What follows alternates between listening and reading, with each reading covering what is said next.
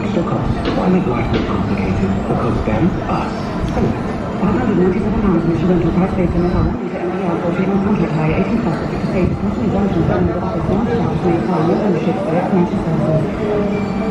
Essential Traffic and Travel with Essex Fiat Southend for the best experience and best deals on the new Fiat. 17 with XT5. Let's have a look at the roads. Craig Birchall.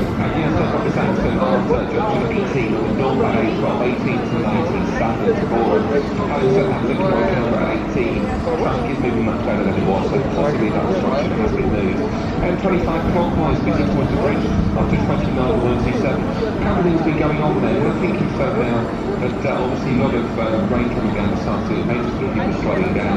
It is slow going. The 127 A13 east coming away from the M25 are busy towards the A128.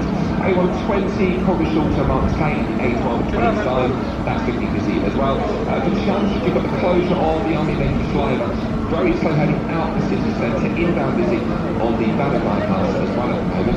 And getting out the trains at the moment, they're looking at the count 01702 45 50 60. Cheers, Craig. We're down to